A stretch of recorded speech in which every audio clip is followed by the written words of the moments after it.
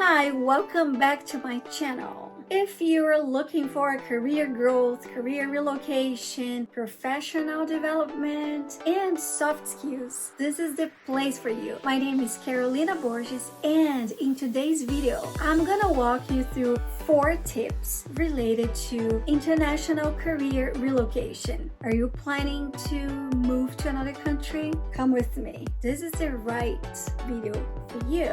And I might be a good company for you during your coffee, during your lunchtime, or during the time you are commuting. So please do not forget to subscribe to my channel, and let's keep rocking this international career relocation.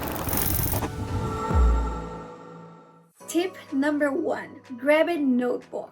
Yes, old school. Now the world don't move. Pen, pencil, and a paper. You're gonna write down your strengths and your weaknesses.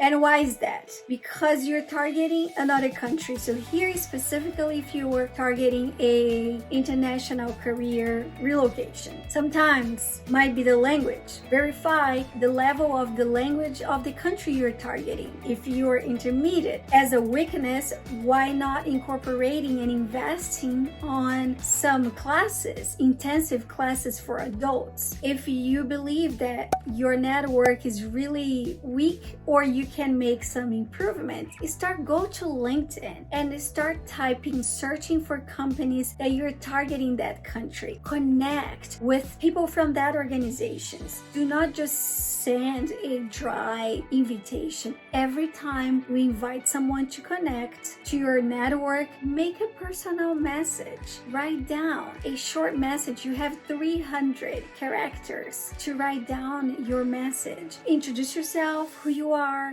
why you're reaching out to that person, and your goal. Say, hey, my name is Maria. I'm working on my international relocation. I'm a senior manager, financial manager, and I started working on my professional relocation to New Zealand or to Australia. And I would love to connect, to share with you some steps that I've been taking, and would love to hear your inputs. And you have a short personal note. So this is my tip number 1, understanding what you have in your hands in terms of your strength and your weakness, and make sure to have a plan of action to overcome the weaknesses listed in this page, where you compiled important information for the next steps. My tip number 2 is really study about the market you're targeting. And by the market, I'm also talking about the culture of that country. I'm talking about how do people they do business there. Is a country in Latin America or Central America, or is it a country in Europe or Asia? It's very important learning beforehand where you are going. Not in terms, oh lovely, I'm moving to France because France is my dream place. It's the place where I want to retire, to have my family there, to grow my family. But be aware, go and where to find internet. Internet is so powerful. I would go to the most important online newspapers of that country. Start reading blogs related to the country. LinkedIn. Always go for information, but do not just be naive saying, oh no, I'm gonna go there. Why? Because I want to go. Study the market. And why I'm emphasizing that? Because the more you are aware and you know about the culture and the job market in that particular country, you're increasing the chances to be successful when interviewing, when you're gonna be applying and preparing your materials and your documents for your next applications. Tip number 3. Now let's talk about documentation, cover letter, resume. Do not assume because it's stated and listed on your resume, it's self-explained. No, you provide some context and preferably bring results. Keep your resume short, maximum 2 pages, and provide examples. Try to quantify. This is something they're gonna hear me saying over and over. Quantifying your results is extremely important because it's easy to follow. And imagine also the time of the recruiters. They see thousands of resumes a day, and sometimes even before your resume will reach out to humans, hands and eyes before the machine, it's important taking care of the section of your job experience, your professional experiences, listing your major results, and make sure to use also keywords of these results. They are aligned with the job description that you saw posted.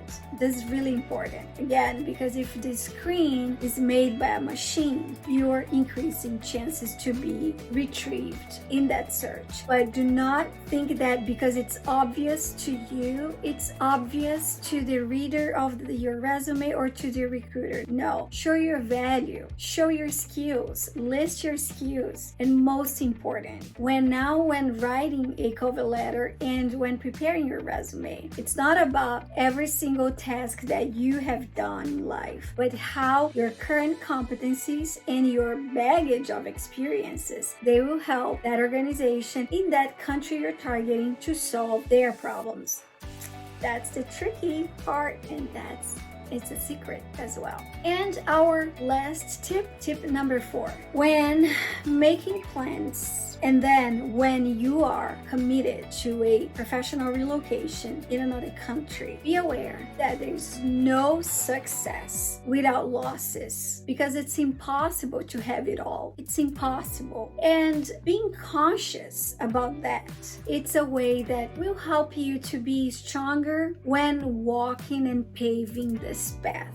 Again, impossible to have it all. My case, again, I like to provide you my examples because I know and I can feel your pain because I've been there. I had to leave family and friends, but it doesn't mean that I do not love my family and I do not love my friends. I love them very much. And actually, my quality of time got better since I moved because we focused on the most important things. And when they come to visit me, we do spend a lot of quality times with nowadays FaceTiming, WhatsApp, and all the videos and all the possibilities on internet. We can keep our family and best friends updated, and I talk to them daily. And what else? Choices. Adult life, it's all about choices and the choices we make. And you need to remember, if the choices you're making, they are truly aligned with your core values. Example, if it's flexibility is a core value for you, you shouldn't apply for jobs that they do not allow employees to be flexible. Or if working from home is one value for you, or working remote from anywhere, it's a value for you, it's important, non-negotiable, the same. So make sure when you're targeting the country you're going to analyze, are you gonna be okay changing from a big city to a small town? I came from a 2 million inhabitant city and I moved first 20,000 town. And actually, to me, nowadays I do not see myself going back to a big, huge town. Of course, never say never, but I really like the life that I built in a small town. Really, you need to assess all these questions, being very honest to yourself.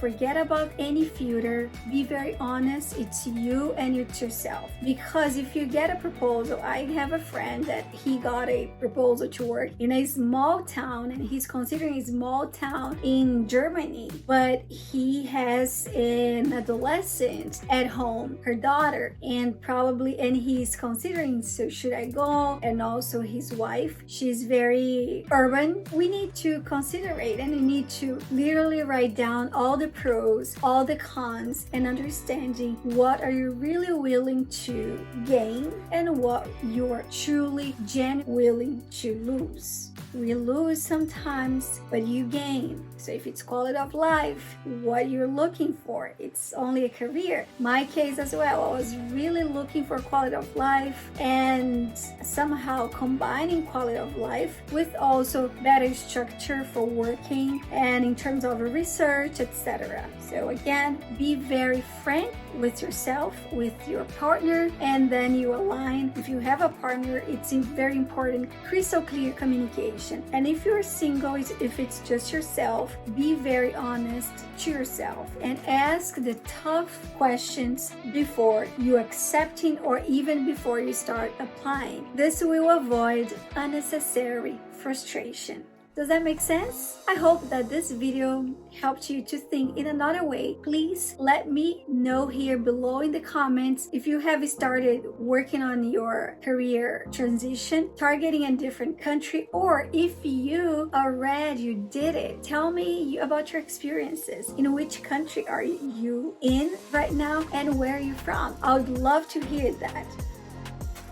I'm gonna see you in my next video. And as always, thank you for watching. Do not forget to subscribe to my channel, and why not sending this video to someone that you believe that he or she will love the content. Bye bye.